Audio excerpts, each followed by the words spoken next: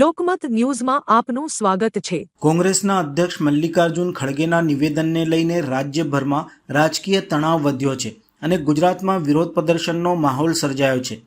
ગઈકાલે વડોદરા શહેર બીજેપી દ્વારા મૌન ધરણા કર્યા હતા, જે બાદ આજે પત્રકાર પરિષદનું આયોજન કરવામાં આવ્યું હતું। કેરળમાં ચાલી રહેલા ચૂંટણી પ્રચાર દરમિયાન ખડગેએ વડાપ્રધાન નરેન્દ્ર મોદીને નિશાન બનાવી નિવેદન આપ્યું હતું કે મોદીજી, તમે ગુજરાતના અભણ લોકોને મૂર્ખ બનાવી શકો છો, પરંતુ કેરળના ભણેલા લોકોને નહીં। તેમના આ નિવેદનનો ભાજપ ગુજરાતીઓનું અપમાન ગણાવી કડક વિરોધ કરી રહ્યું છે। કેરળમાં આગામી 9મી એપ્રિલ 2026ના રોજ વિધાનસભા ચૂંટણી યોજાનાર છે અને તે માટે પ્રચાર અભિયાન તેજ બન્યું છે, પરંતુ આ દરમિયાન આપેલા ખડગેના નિવેદનથી નવો રાજકીય વિવાદ ઊભો થયો છે। ભાજપના નેતાઓએ આ નિવેદનને ગુજરાતની અસ્મિતાને ઠેસ પહોંચાડનાર ગણાવી કોંગ્રેસ સામે આક્રોશ વ્યક્ત કર્યો છે।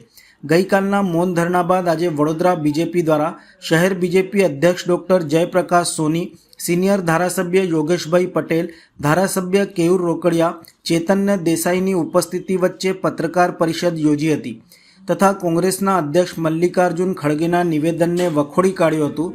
શહેર બીજેપી અધ્યક્ષ ડૉક્ટર જયપ્રકાશ સોનીએ મલ્લિકાર્જુન ખડગેએ આપેલ નિવેદન બદલ તેઓ અને કોંગ્રેસ પાર્ટી માફી માંગે તેવી માંગણી કરી છે। સાથે જ બોલેલ વાક્યની ઘોર નિંદા કરી વખોડી કાઢ્યું છે। આજે ભારતીય જનતા પાર્ટી વડોદરા મહાનગર દ્વારા પ્રેસ કોન્ફરન્સનું આયોજન કરવામાં આવ્યું હતું। જે પ્રકારે કેરળમાં ચૂંટણી દરમિયાન એક સભાની અંદર કોંગ્રેસના સિનિયર નેતા અને રાષ્ટ્રીય અધ્યક્ષ એવા મલ્લિકાર્જુન ખડગેજીએ જે પ્રકારનું સ્ટેટમેન્ટનું ઉચ્ચારણ કર્યું છે, ગુજરાતીઓ અશિક્ષિત અને મૂર્ખ આવા જે સ્ટેટમેન્ટ એમને આપ્યા એ બદલ અમે ખૂબ જ એનો વિરોધ કરીએ છીએ। આ વાતને વખોડી કાઢીએ છીએ અને એમને અપેક્ષા એમની પાસે વ્યક્ત કરીએ છીએ ગુજરાતનું અને ગુજરાતની જનતાનું જે રીતે આપે અપમાન કર્યું છે, કોંગ્રેસના સિનિયર નેતા તરીકે આપ માફી માંગો। કોંગ્રેસના નેતાઓને પણ અપીલ કરીએ છીએ કે ગુજરાતની જનતાની માફી માંગો। ગુજરાતની જનતા હંમેશા શાંતિ, સ્થિરતા અને પ્રગતિમાં માનનારી જનતા છે।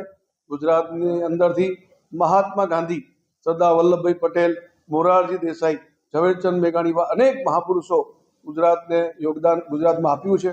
આવા સૌ ગુજરાતીઓનું અપમાન ગુજરાતની જનતા કદાપી સહન નહીં કરે, એટલે માફી માંગવાની અપીલ કરીએ છીએ અને આ વાક્ય જે બોલ્યા છે એને ઘોર નિંદા કરીને વખોડી કાઢીએ છીએ। Thank you.